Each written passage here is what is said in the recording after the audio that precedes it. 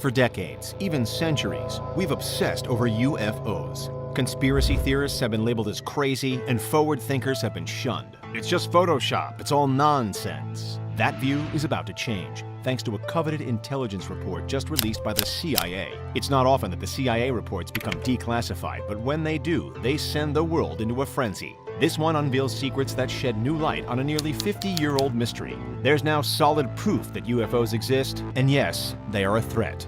UFOs aren't exactly a modern revelation. We've known about them for centuries. Okay, so maybe known isn't the right word, because until today, we haven't had proof beyond a reasonable doubt. But we've definitely theorized and obsessed over the potential of otherworldly intelligence hijacking our planet. We don't even have to look past the USA to understand the allure of it all.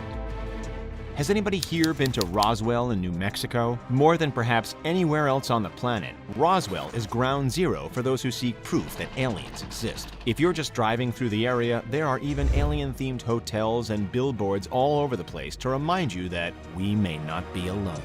Roswell, at the end of the day, however, is largely just a bit of fun, spurred on by rumors and enthusiasm. Area 51, on the other hand, is another story entirely. The heavily guarded U.S. Army base has been consistently spoken of as a front for intergalactic secrets. But hey, if we couldn't get a glimpse of the inner sanctum when the Facebook event called Storm Area 51 They Can't Stop All of Us was going viral online, then we probably never will. Although, due to a top-secret document that until now was classified, maybe people like us and governments will start to take UFOs and otherworldly life a little more seriously.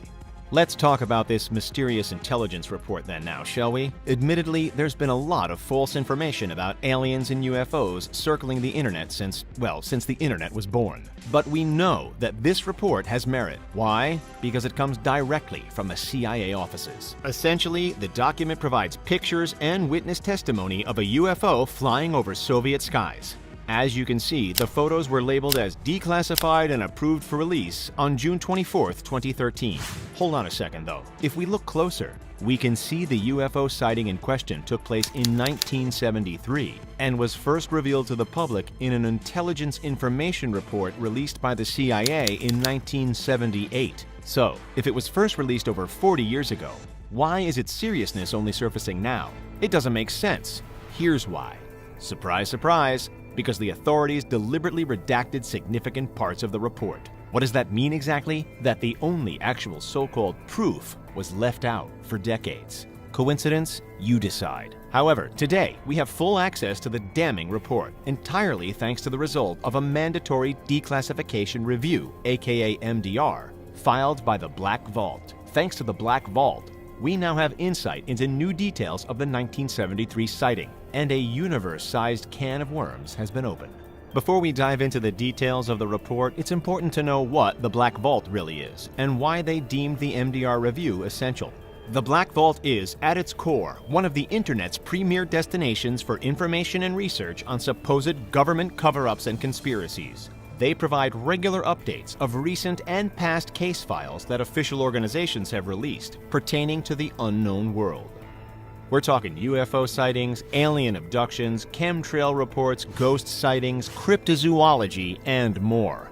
Through their digging, the Black Vault has also been able to uncover documents that point to the American Army's plan to build a military base on the moon. But that's a story for another day. Okay, time for that report, the epicenter of this wild revelation. What does it say? Where was the sighting? Let's take a look. It starts as follows, quote, "On the evening in late September 1973, source observed an unidentified phenomenon at Site 7, end quote. Intrigued? We certainly are. The witness was at home, casually watching a sports competition between Canada and the USSR on television. For the Gen Z out there, the USSR is the former Soviet Union, covering modern-day Kazakhstan, Russia, Ukraine, and a few others. The sighting was at the Sari Shagan weapons testing range, located in what is present-day the Republic of Kazakhstan. The report says, word for word, that the witness, quote, stepped outside for some air and observed an unidentified, sharp, bright green circular object or mass in the sky, end quote. A little spooky, isn't it? But it doesn't stop there. It goes on to say that, within 10 to 15 seconds of observation, the green circles widened before several green concentric circles formed around the mass. Then, poof, it disappeared. No noise, no explosion, just vanished into thin air. The CIA first found this eye-opening information by analyzing documents that were produced at the Soviet weapon testing facility. They scoured the archives to find a few things. 1. The locations of exactly where the experimental weapons were stored and launched from. 2. Diagrams of buildings and housing units. And 3. The thing that they weren't expecting to find at all, the thing that was kept under wraps for so long, the report of the, quote, unidentified aerial phenomenon. The written report is supported by these ominous images. Whether next to the Eiffel Tower, above hillsides, or as obscure silhouettes in the dark sky, they all show one thing: flying saucers. Okay, so now that we have this report, and we have these photos, what does it all confirm? How does our outlook on our world and any other worlds change now that we have conclusive proof? Primarily, it means that UFOs will begin again to be taken seriously and heavily investigated. We all know that UFO theories ran rampant in the mid-1900s up to the 1990s. And yet, I ask you, is not an alien force already among us? In mid-1947, a United States Army Air Force balloon crashed at a ranch near Roswell, New Mexico, which sparked a long-standing conversation about the mysteries in our skies and associated conspiracies. But as we became more understanding and more adept at disproving wayward claims, the idea of a UFO became a form of folklore at the turn of the century. In 2020, with this new evidence, the tables have turned, and it's now up to the government to disprove the existence of UFOs. Will we see some revelations in the near future about Area 51? Will these declassified documents create a domino effect for things like further extraterrestrial information and non-related theories like chemtrails? Only time will tell. Keep in mind that those views are mostly Western and American. Over in the former USSR, they were much more inclined to believe in the wild and unnatural, and are largely understood to have taken the idea of a UFO presence seriously since the 1940s. Let us introduce you to Paul Stonehill. He's an esteemed author, lecturer, and researcher of Russian and Eurasian paranormal phenomenon. According to Stonehill, the Soviet Union actually established a special top-secret UFO research program in the late 1970s. He also asserts that while the USSR has disbanded, the research, which is largely intertwined with modern-day militaries, has continued to thrive.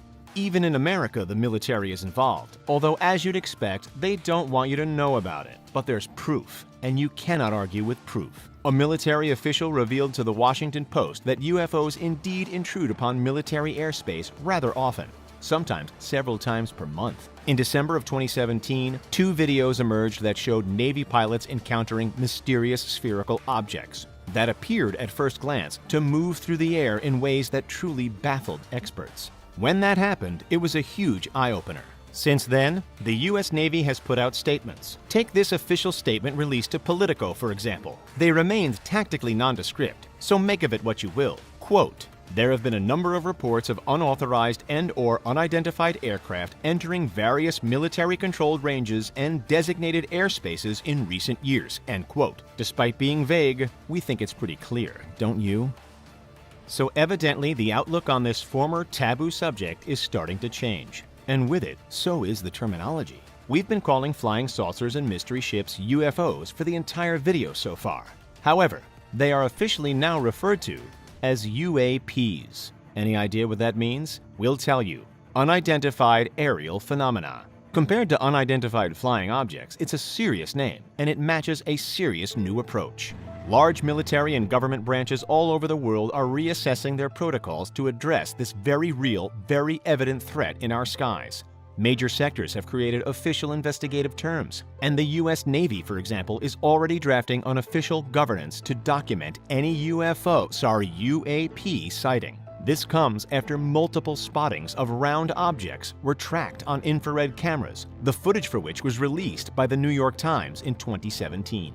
As you can imagine, there are still people that completely fend off the idea that UAPs are even the slightest bit possible. And on the flip side, some people, even those high up in organizations that can make a difference on the matter, still refuse to take the situation seriously. For good reason. Men and women are upset about this. One of those fuming faces is Mr. Luis Elizondo, a former U.S. Army counterintelligence special agent and a former employee of the Office of the Undersecretary of Defense for Intelligence. On top of this impressive CV, the New York Times posted a piece called Glowing Auras and Black Money, the Pentagon's mysterious UFO program, which claimed that the US government had a designated program for investigating UFOs, and for 8 years, that secret program was run by none other than Mr. Luis Elizondo. Why is all of this important? Because it shows the multi-layered depth of information he holds on specialized and secret government affairs. So, when Mr. Elizondo sent his resignation letter, scolding the governments for ignoring documented UAP threats, it caused shockwaves. In his own words, written line for line in his resignation letter, he says, "Understanding or ignoring these potential threats is not in the best interest of the department, no matter the level of political contention. There remains a vital need to ascertain capability and intent of these phenomenon for both the benefit of the armed forces and the nation." That's about as powerful and convincing as it gets, people. As it stands, in the $600 billion annual Defense Department budgets, the $22 million that was spent on the Advanced Aerospace Threat Identification Program was almost impossible to find. Budgets have always been a point of contention within this industry. More often than not, rather than put funding toward helping the task force investigate, it's been used to investigate the legitimacy of the task forces themselves. Perhaps with all this new information that's come to light, we'll see a hasty change in priorities, but also, knowing the routines of those in charge, perhaps nothing will change at all. We'll just have to sit back, relax, stay indoors, out of sight of any potential aerial threat, and watch it unfold before us. So tell us, what do you make of all this? Are you still on the fence? Have you ever seen something odd in the sky? Let us know. Don't forget to like, subscribe, and thanks for checking out The Richest. We'll see you next time.